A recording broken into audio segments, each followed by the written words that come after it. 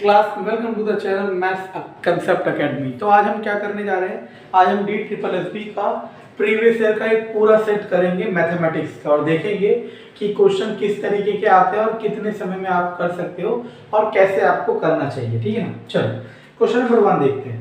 उसने कहा the product of two number is इतना एंड HCF इज इतना, फाइंड LCM। तो याद रखना अगर दो नंबर है A और B, एक फॉर्मूला होता है कि इनका HCF और LCM का गुणा इन दोनों के गुणा के बराबर होता है। जिसने भी ये अगर कंसेप्ट नहीं पढ़ा, देखो समझने की कोशिश करना। पहला तरीका तो ये है कि इस क्वेश्चन को कर लो और सीख लो, और दूसरा तरीका ये है कि सारे कंसेप्ट कर लो HCF LCM के, ताकि कोई भी क्वेश्चन कहीं से भी आए आप गलत ना करो। अगर आपको सारे कंसेप्ट करने हैं तो मेरे चैनल पे जाओ या इसके डिस्क्रिप्शन बॉक्स में जाके HCF LCM के 3 लेक्चर हैं, तीनों लेक्चर को अच्छे से देखो। उसके बाद ऐसा कोई क्वेश्चन नहीं होगा जो आप ना कर सको। चलो फिलहाल ये फॉर्मूला हमें अप्लाई करना है। तो HCF 15, LCM आपको नहीं पता, और प्रोडक्ट दोनों का कितना दे रखा है 1800। तो यहाँ से L equal to 1800 by 15, answer आ जाएगा 12120। ये हमारा क्या है, आंसर है।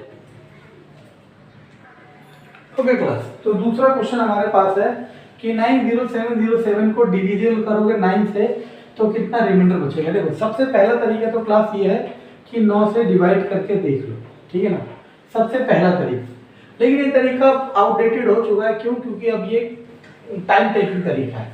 अब आपको डिविजिबल बाय 9 का रूल पता होना चाहिए। डिविजिबल बाय 9 का रूल होता है सम ऑफ डिजिट्स डिविजिबल बाय 9, यानी कि जो नंबर से इनको जोड़ के 9 से भाग होना चाहिए। 9 7 16, मतलब जोड़ना तो सबको है लेकिन 0 को ऐड करने का फायदा नहीं है।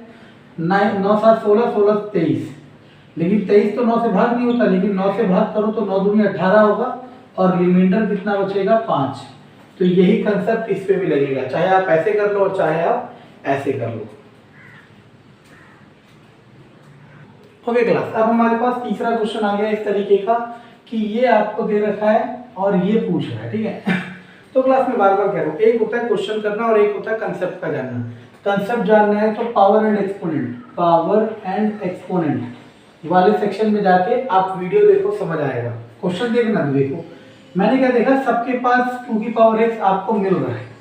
2 की पावर x मैंने कॉमन लिया तो पहले में बचेगा 2 की पावर 4, दूसरे में 2 की पावर 2, दूसरे में 2 की पावर -1 और तीसरे में 2 की पावर 5, और ये किसके बराबर है 840 के। अब देखते रहना कैसे करना है। 2 की पावर x ऐसे लिख दिया, ये होता है 16, ये होता है 4, ये होता है 1/2, ये होता है 32 बराबर 840। अब 16 4 20, 20 और 52, तो 2 की पावर x 52 जमा 1/2 840, 52 दूनी 104 और 105 2x 105/2 840, 2 की पावर x बराबर 840 गुणा 2/105, 5 से 21, 5 से 5 एकम 5 3, 5 एकम 5 40, 21 से 21 8 8 दूनी 16, 2 की पावर x बराबर 16, तो x बराबर 4, तो x 4 आ गया, तो 3x कितना हो जाएगा 3 गुणा 4 दैट इज 12। तो देखो कोई सा भी क्वेश्चन कर पाने के लिए सबसे जरूरी होता है कि आप पहले उसकी सारी चीजें जानते हो, ठीक है ना। ओके क्लास, तो अगला क्वेश्चन देखो आपके पास क्या है। ये सिंपली किस पे बेस्ड है, बॉड मास पे बेस्ड है, बॉड मास, ठीक है ना। आपको पता होना चाहिए कि बॉड मास क्या होता है, ठीक है ना। चलो अब हम स्टार्ट करते हैं ब्रैकेट से, लास्ट से। पहले इसको देख लो, ये हो जाएगा 1/2 प्लस 2। ये सब वर्बली करना होता है, ऐसे पेन से नहीं करना होता। 1/2 और 2 5/2 डिवाइड बाय 1। मैं अभी लिख देता हूँ, मैं बिना पेन के कर देता हूँ और आंसर होगा 7/12, ठीक है ना। देखो कैसे, ये मैं लिख के कर देता हूँ आपके लिए। देखो 2 + 2 डिवाइड 1 + 1 डिवाइड ब्रैकेट। देखो इसका कैसे आया, ये 1/2 आया, 2 + 1/2 5/2, तो हमारे पास ये था 2 डिवाइड 2 + 2 डिवाइड। अब देखो 2 2 4 नहीं कर देना है, क्योंकि बॉड मास के अकॉर्डिंग पहले डिवाइड आता है, फिर मल्टीप्लाई, फिर प्लस, फिर सब्ट्रैक्शन, ठीक है ना। तो ये ध्यान देना बस, 1 + 1 डिवाइड को मल्टीप्लाई कर देते हैं और इसको उल्टा कर देते हैं।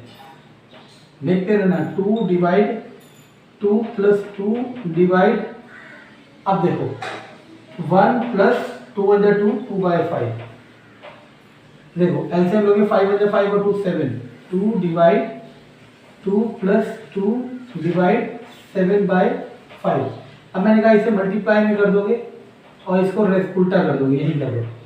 अब 5 दूनी 10, देखते रहना, 2 डिवाइड 2 प्लस 10/7। अब ये 7 दूनी 14 और 10 24, तो हो जाएगा 2 डिवाइड 24/7। फिर डिवाइड को किस में कन्वर्ट कर दोगे, मल्टीप्लाई, 7/24 दैट इज 7/12 आंसर। ऐसे बिल्कुल भी नहीं करना था क्लास, ठीक है ना, वर्बली करना था। कैसे, 1/2 और 2, 5/2, 5/2 उल्टा हो जाएगा 2/5, 2/5 और ये कितना हो जाएगा 7/5, 7 और 5 उल्टा हो जाएगा 5/7, वो हो जाएगा 10/7, 10/7 14, 10 24/7 उल्टा हो जाएगा 7/24 × 2 7/12। ये वर्बली करना था आपने, ठीक है ना, लेकिन फिर भी जैसे आपको सही लगे वैसे आप कर सकते हो। ओके, नेक्स्ट क्वेश्चन देखो, ये बहुत कॉमन क्वेश्चन है और मैक्सिमम लेंथ ऑफ रॉड कहेगा। देखो पहले ये डायमेंशन में पहला वाला लेंथ, दूसरा लेंथ, तीसरा हाइट, लंबाई चौड़ाई ऊंचाई, तो तीनों की लंबाई चौड़ाई ऊंचाई अलग है, तो ये कौन सी शेप होगी, घनाभ होगी। घनाभ को इंग्लिश में कहते हैं क्यूबॉइड, जैसे कि जिस कमरे में आप रहे हो। अब यहाँ पे ये सबसे लंबी लेंथ जो आएगी वो आती है इस कोने से उस कोने तक, तो जो रॉड जा रही होगी कमरे में किसी भी एक कोने से दूसरे कोने के डायगोनल पे जो रॉड जाएगा वो लॉन्गेस्ट होगा। इसका जो फॉर्मूला होता है वो होता है डायगोनल का L² + B² + H²। देखो क्लास, जैसे कि आप जी हिस्ट्री उसमें पढ़ते हो, करंट अफेयर में पढ़ते हो कि मानो प्रधानमंत्री के बारे में कोई टॉपिक आया तो फिर आपको सिखाया जाता है कि रिलेटेड स्टडी करो कि प्रधानमंत्री का आर्टिकल कौन सा होता है, प्रधानमंत्री का ईयर का मतलब कितने साल का टेन्योर होता है, ठीक है ना। इसी तरीके से अगर ये क्यूबॉइड ना हो के क्यूब होता, अगर ये क्यूबॉइड ना हो के क्यूब होता, इसमें भी लॉन्गेस्ट डायगोनल का केस आता है और इसके लॉन्गेस्ट डायगोनल का होता है √3a, बस a होता है इसकी, बुझा। तो ऐसी चीजों को रिलेटेड वे में पढ़ना सीखो, आंसर निकल जाएगा। देखो आंसर निकालना बहुत आसान है और अभी आप पेपर में थोड़ा बैठे, अभी तो आप सीख रहे हो, ठीक है ना। तो डायगोनल का फॉर्मूला √L² 100 25 100 तो हो जाएगा 225, यानी कि 15 योर आंसर।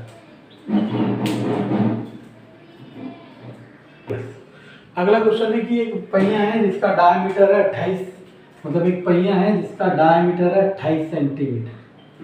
अब वो जा रहा है रोड पे, अब उसे डिस्टेंस कवर करनी है कितनी, 528 मीटर। तो कितने बार चक्कर लगाएगा, तो ये पहिया मान लो ये पहिया है, ठीक है ना, तो ये पहिया घूमे जा रहा है, तो कितने चक्कर लगाएगा पूछेगा। तो देखो दिमाग लगाना, मान लो पहिया एक चक्कर लगाएगा यहाँ तक पहुंचा, ऐसे ही कई चक्कर लगाने के बाद पहुंचेगा। जब पहिया घूमता है, मान लो ये है पहिया, ये पहिए का स्टार्टिंग है, यहाँ से चला और ये जब घूम के वापस जहाँ पे भी आएगा तो ये इतनी ही लेंथ कवर करेगा और इसको हम कहते हैं परिधि, सर्कमफेरेंस ऑफ सर्कल, यानी कि एक बारी में जितना कवर करेगा वो 2πr होगा। अब आपको कितना कवर करना है तो इसके लिए फॉर्मूला भी है और आप चाहे समझ सकते हो, नंबर ऑफ रिवोल्यूशन, मतलब कितने चक्कर लगेंगे, कुल दूरी को भाग कर देते हैं किससे, इसके परिधि से, 222/7 r। देखो व्यास है 28 सेंटीमीटर, तो त्रिज्या कितनी जाएगी 14 सेंटीमीटर, क्यों, त्रिज्या उसकी आधी होती है 14, लेकिन दिमाग लगाओ ये मीटर और ये सेंटीमीटर है, तो इसको क्या करो ऊपर वाले को 100 से कर दो ताकि सेंटीमीटर में आ जाए, ठीक है ना।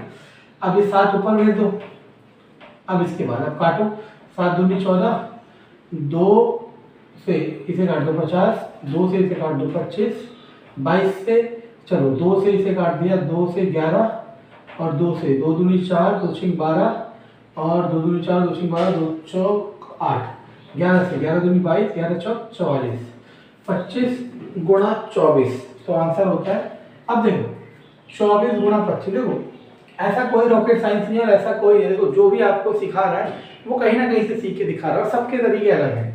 मैंने कैसे किया, 25 को 25 से करता तो 625 होता, लेकिन 24 का मतलब एक बार 25 कम है, तो एक बार 25 कम करा तो कितना हो गया 600। This is your answer. Okay class, तो ये क्वेश्चन आया एवरेज से। तो एवरेज के भी मैंने पूरे टॉपिक करा रखे हैं, आप मेरा चैनल जरूर देखिए और उसमें देखिए मैंने सारे मैथ के टॉपिक कवर कर रखे हैं। और टॉपिक कवर करने का तरीका वैसा बिल्कुल भी नहीं है कि मैं क्वेश्चन से स्टार्ट करूंगा, पहले मैं कंसेप्ट से स्टार्ट करूंगा। तो देखो, the average age of P Q R is 5 year more than the R से, मतलब P plus Q plus R का जो एवरेज है वो R की एज से 5 साल ज़्यादा है, ठीक है ना। तो 3 को उधर ही भेज दो, P plus Q plus R बराबर 3R प्लस 15।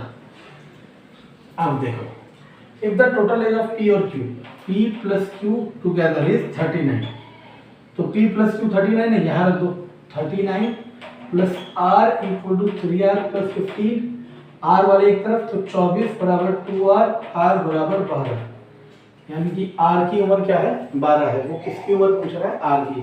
तो मैं बार बार कह रहा हूँ, जो भी क्वेश्चन आपके पेपर में आएंगे ऐसा बिल्कुल भी नहीं होगा कि कोई हवा में उड़ता हुआ क्वेश्चन आएगा, सारे क्वेश्चन कंसेप्चुअल क्वेश्चन होंगे।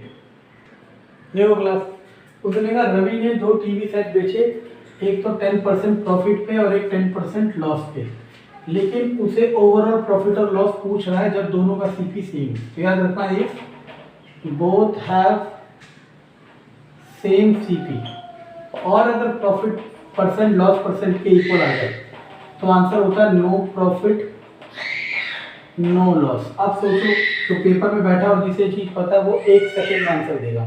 और मान लो इसमें दूसरा केस हो पाएगा जब profit percent not equal to loss percent हो, इसी वाले केस में, तब आपको क्या निकालना है, P minus L by 2, profit में से लॉस सब्ट्रैक्ट करना बाय 2, ये आपका आंसर होगा। अगर प्लस में आएगा तो प्रॉफिट में लिखोगे आंसर, और माइनस में आएगा तो लॉस में लिखोगे। ओके, अगला क्वेश्चन है क्लास हमारे पास। उसने का एक बोट है, वो 1 घंटे में 11 किलोमीटर डाउन स्ट्रीम जा रही है और 5 किलोमीटर अप स्ट्रीम। स्पीड का मतलब ही होता है डिस्टेंस अपॉन टाइम, यानी कि पर किलोमीटर कितना जा सके। तो इनडायरेक्टली उसने डाउन स्ट्रीम की स्पीड दे रखी है 11 और अप स्ट्रीम की स्पीड दे रखी है 5। चाहे तो वैसे निकाल लो, डिस्टेंस अपॉन स्पीड से आएगा वही। अब वो पूछ रहा है बोट की स्पीड। तो मैंने आपको बताया था, जब भी बोट पूछे, स्विमर पूछे, ठीक है ना, तो उसकी स्पीड होती है डाउन प्लस अप बाय 2, ठीक है ना। तो हो जाएगा 11 प्लस 5/2, 16/2, दैट इज 8। अगर वो पूछ लेता रिवर की स्पीड, तो down minus up by 2, 11 minus 5/2, 4/8, 6/2, तब आंसर क्या होता, 3। ओके क्लास, अब देखो, ये टाइम एंड वर्क का बहुत आसान क्वेश्चन है। ए करता है 6 दिन में, बी करता है 12 दिन में, तो इनका एलसीएम आ जाएगा 12, 6 के लिए 2, इसके लिए 1, 12/3, दैट इज 4 दिन। तो दोनों कितने दिन में करेंगे, 4 दिन में। इसके बहुत सारे वैरायटी हो सकते थे, लेकिन ये आसान आया तो कोई बात नहीं।